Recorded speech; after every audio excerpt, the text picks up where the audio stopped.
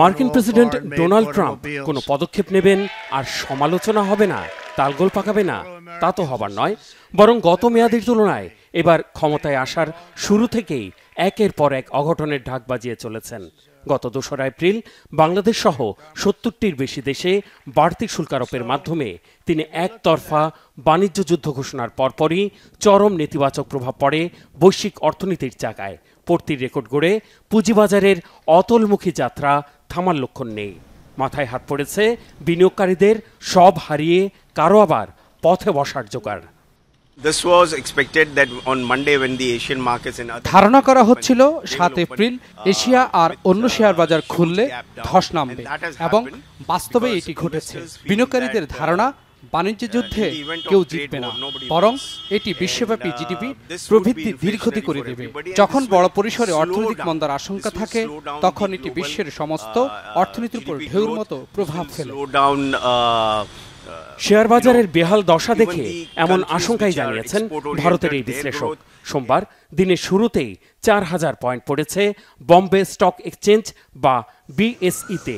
National stock exchange নিফটির সূচকও ১,০০০ point পড়েছে, যা গত ১০ মাসের মধ্যে ভারতের শেয়ার বাজারের সর্বনিম্ন পতন। পরিস্থিতি এতটাই নাজুক যে মাত্র ১০ সেকেন্ডে ভারতের পুঁজিবাজার থেকে হাওয়ায় মিলিয়ে যায় ২০ লাখ কোটি রুপি। লেনদেনের শুরুতে বেঞ্চমার্ক শেয়ার ইন্ডেক্স ৫% পড়ে গেলে লেনদেন বন্ধ করে দেয় পাকিস্তানের করাচি স্টক এক্সচেঞ্জ। ৪৫ মিনিট বিরতির পর আবার শুরু হয় লেনদেন। সোমবার লেনদেনের শুরুতে জাপানের পুঁজিবাজার নিক্কি 225 ইন্ডেক্স পড়েছে ২,৬০০ পয়েন্টের বেশি। হংকংয়ের হ্যাংসেং সূচকের পতন হয়েছে ৯.৮%।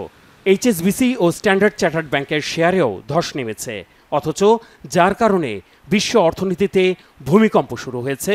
বৈশ্বিক মন্দা চোখ রাঙাচ্ছে, তিনি আছেন ভাবলেশহীন মেজাজে। স্পষ্ট জানিয়ে দিয়েছেন এত কিছুর পরও স্বীয় সিদ্ধান্ত থেকে পিছু হটবেন না। বাজারে কি হচ্ছে তা বলতে পারবো না, তবে এতটুকু বলতে পারি যুক্তরাষ্ট্র আরো শক্তিশালী হবে। পরিশেষে এটি এমন একটি দেশ হবে যার সাথে অন্য কারো তুলনা চলবে না। এটি হবে অর্থনৈতিকভাবে বিশ্বের সবচেয়ে প্রভাবশালী দেশ। ট্রাম্প বলেছেন আমদানি রপ্তানির সম্পর্ক আছে এমন দেশগুলোর সাথে যুক্তরাষ্ট্রের লক্ষ কোটি ডলারের বাণিজ্য ঘাটতি থাকার কারণেই এই পদক্ষেপ। এতে শুল্ক আরোপের করাতে নিচে পড়া দেশগুলোর সাথে বাণিজ্য ঘাটতি কমবে বলে মনে করছেন তিনি। শুল্ক আরোপের করাঘাত ৯ এপ্রিল থেকে কার্যকরের কথা থাকলেও আগে ভাগে বৈশ্বিক অর্থনীতিতে প্রায় সুনামি শুরু হওয়ায় জোরদার কূটনৈতিক তৎপরতায় নেমেছেন বাড়তি শুল্ক আরোপের তালিকাভুক্ত দেশগুলো। ফিলিস্তিনে যুদ্ধাপরাধের পরোয়ানা মাথায় নিয়ে ওয়াশিংটন ডিসিতে ছুটে গেছেন যুক্তরাষ্ট্রের পরম মিত্র ইসরায়েলের প্রধানমন্ত্রী বেনিয়ামিন নেতানিয়াহু। ৫০টিরও বেশি দেশ যোগাযোগ করেছে ট্রাম্প প্রশাসনের সাথে। জনগণকে আশ্বস্ত করে আতঙ্ক কাটানোর চেষ্টায়ও নেমেছেন কোনো রাষ্ট্রপ্রধান। জাপানের ওপর আরোপিত শুল্ক কমানোর জন্য আমাদের জোরালোভাবে ট্রাম্পের কাছে অনুরোধ জানাতে হবে, তবে ফলাফল রাতারাতি আসবে না।